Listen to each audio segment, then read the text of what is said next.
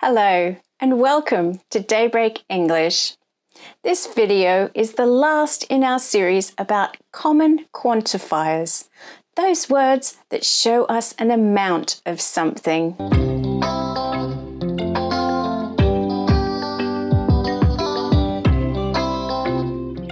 Hi, I'm Dawn. How are you today? I hope you're doing well. Today, we will finish our series on common quantifiers, and we're talking about no, none, and none of, the negatives. The first one is no. It is a determiner.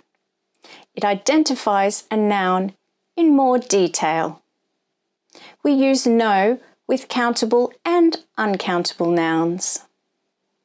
For example, there is no milk. We have no problems. There is no information available.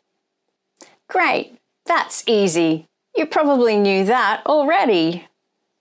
None is a bit trickier. None is a demonstrative pronoun.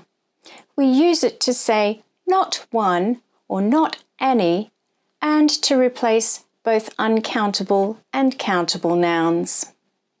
For example, my sister has 2 children, but my brother has none.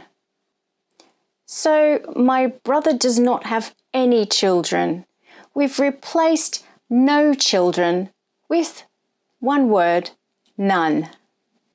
You have taken all the juice, so now there is none. I don't have to repeat myself and say there is no juice. None can be an object, like in the examples I just gave, or it can be a subject. As a subject, you could say, for example, I was waiting for a bus this morning. None came, so I had to call a taxi. To use it as a subject, you will need to have a sentence before that explains the situation.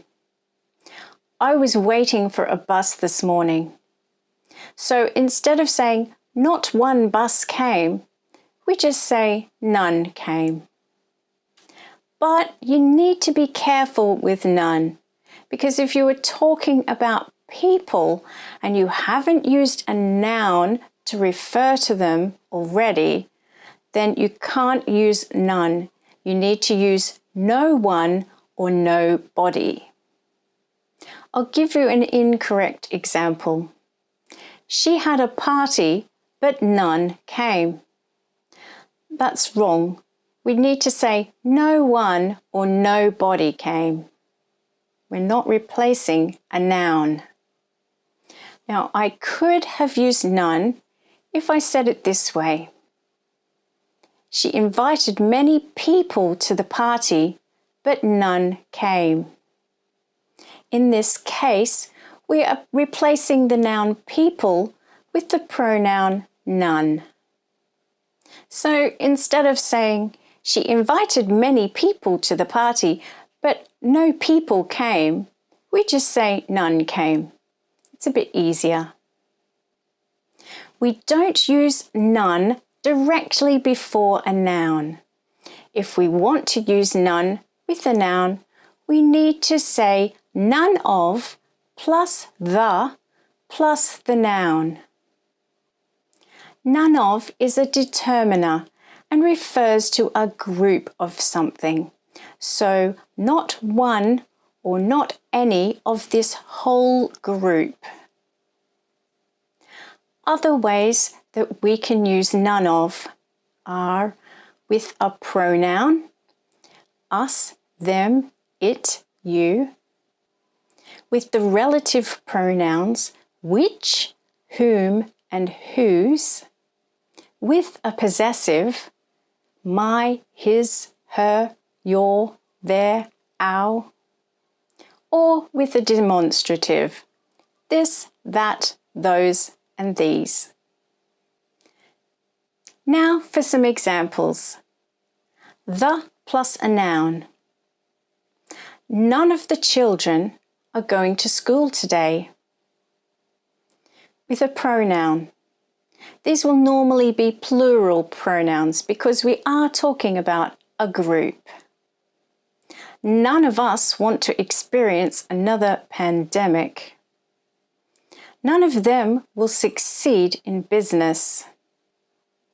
There has been a lot of trouble lately, but none of it is your fault. With a relative pronoun. He owns 3 cars, none of which is economical.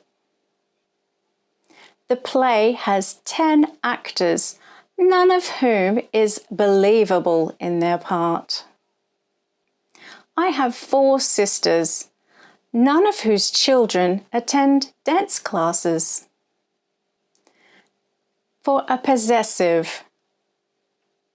None of my friends are going to the party. None of our pets are well behaved. Oh dear. A demonstrative. None of that advice is helpful. None of those shirts belong to me. But remember, if you are talking about 2 countable things, you need to use neither of, not none of. For example, neither of us will be at the meeting.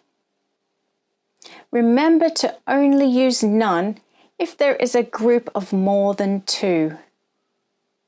So, why have I used singular verbs in some examples and plural verbs in others? If you were talking about uncountable nouns like information or advice, then use a singular verb. But with countable nouns, it is possible to use either singular or plural verbs. Using the singular gives a sense of formality. An example of formal use: none of us is a lawyer. And an example of the same sentence in informal use: none of us are lawyers.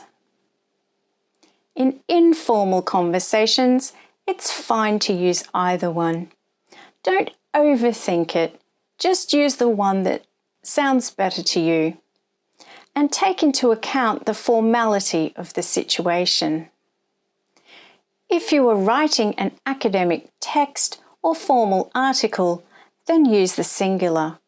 Or if you are speaking in an English exam. If you're casually talking with friends, then use either one. Well, that's all for today, and it concludes our series on common quantifiers. I hope you enjoyed it. Thanks for watching. Bye! Thanks for watching. If you found this video helpful, please leave a like. Remember to subscribe and click on the notification bell. Why not check out this video? See you again soon. Bye!